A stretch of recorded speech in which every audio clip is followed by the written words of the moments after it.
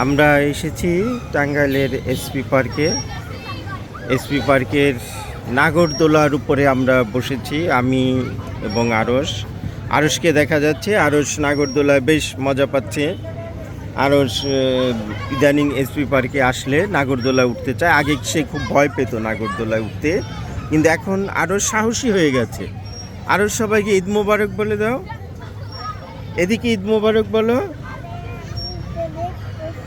এখন একটু ঈদ মোবারক বলে দাও। আচ্ছা, আরশ এখন লজ্জা পাচ্ছে আসলে নাগরদোলায় বসে। সে বাহিরের সৌন্দর্য অবলোকন করছে। আমি আছি সামনে, এই তো আমাকেও এখন দেখা যাচ্ছে নাগরদোলায়। আমরা নাগরদোলায় বসেছি। আসলে এসপি পার্ক টাঙ্গাইলের বিনোদনের বলা যায় একমাত্র একটি স্থান। বিনোদনের আর কোনো জায়গা নেই টাঙ্গাইল শহরে। যদিও এর আগে ইতিপূর্বে কয়েক বছর আগে শুরু করেছিল টাঙ্গাইলের বিনোদন কেন্দ্র হিসেবে ডিসি লেক। ডিসি লেকটি বেশ ভালো একটি অবস্থান করে নিয়েছিল টাঙ্গাইল শহরে, কিন্তু সময়ের পরিক্রমায় খুব অল্প কিছু দিনের মধ্যে, বিশেষ করে যখন প্রশাসনের পালা বদল হলো, ডিসি পরিবর্তন হলেন, তারপরে থেকে দেখা গেল যে ডিসি লেকটা আস্তে আস্তে তার যে জরাজীর্ণ অবস্থা, সেই জরাজীর্ণ অবস্থায় ফিরে এলো এবং আবার সে আগের জরাজীর্ণ অবস্থায় ফিরে এসেছে। অথচ এই ডিসি লেকটি কিন্তু বেশ জনপ্রিয় হয়ে উঠেছিল টাঙ্গাইলের বিনোদন কেন্দ্র হিসেবে। তারপরে ডিসি লেকের পাশাপাশি এসপি পার্কটি উদ্বোধন করা হয়। টাঙ্গাইলের মানুষজন খুব আনন্দের সাথে এসপি পার্কটি গ্রহণ করে এবং তারা বেশ মজা পায় এবং বিনোদনের একটি জায়গা হিসেবে এসপি পার্ককে বেছে নেয় এবং সেই থেকে এসপি পার্কটি বিনোদনের একটি অন্যতম স্থান হিসাবে এখনও ঝিমেতালে হলেও অবস্থান করে আছে। এই যে আজকে ঈদের দিনে বেশ লোকজনের সমাগম এখানে, অনেক বাচ্চারা কিন্তু এখানে এসেছে এসপি পার্কে।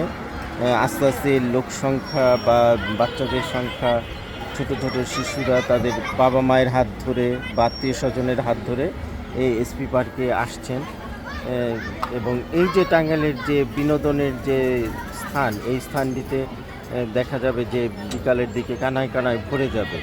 আমরা এসপি পার্কের সেই নাগরদোলার উপরে বসে আছি, পাশেই পুলিশ লাইন দেখা যাচ্ছে। এই পুলিশ লাইনের তত্ত্বাবধান বা টাঙ্গাইল পুলিশ প্রশাসনের তত্ত্বাবধানে এই এসপি পার্কটি প্রতিষ্ঠিত হয়েছে এবং পরিচালিত হয়ে আসছে। প্রতিষ্ঠার পর থেকেই বেশ কয়েকটি রাইড আছে, যদিও আবার কিছু কিছু রাইড সংস্কারের প্রয়োজন। আরও যদি কিছু নতুন রাইড এখানে যুক্ত করা হয় তাহলে কিন্তু বিনোদনের একটি জায়গা হিসাবে অবশ্যই অবস্থান করে নিতে পারে এবং ভালো হয়।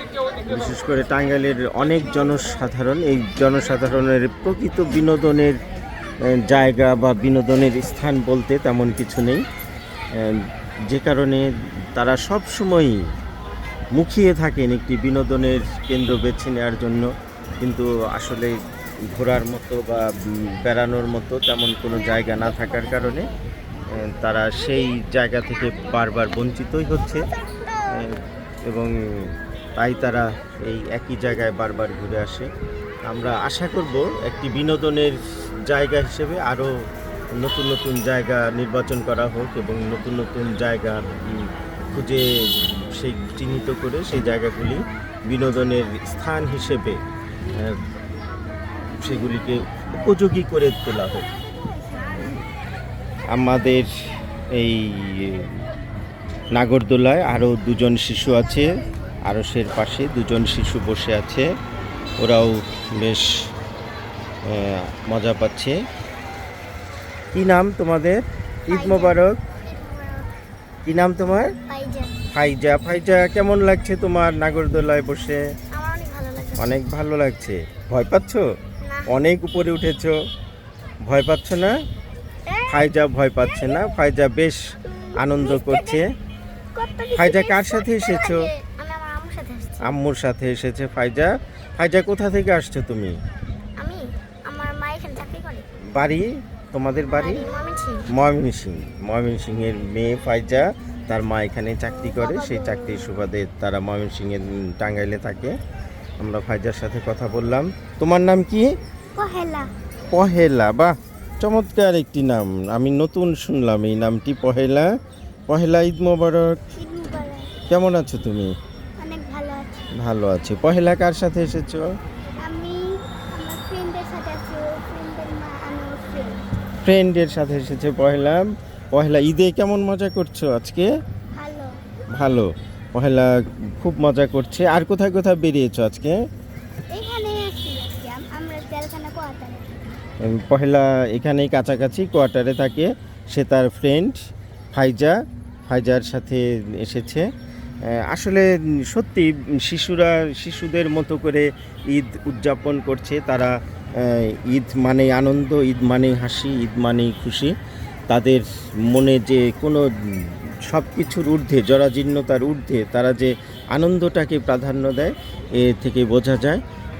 আসলে আমরা এইভাবে ঈদটাকে সকলের জন্য, সকলের মাঝে ভাগ করে নিব।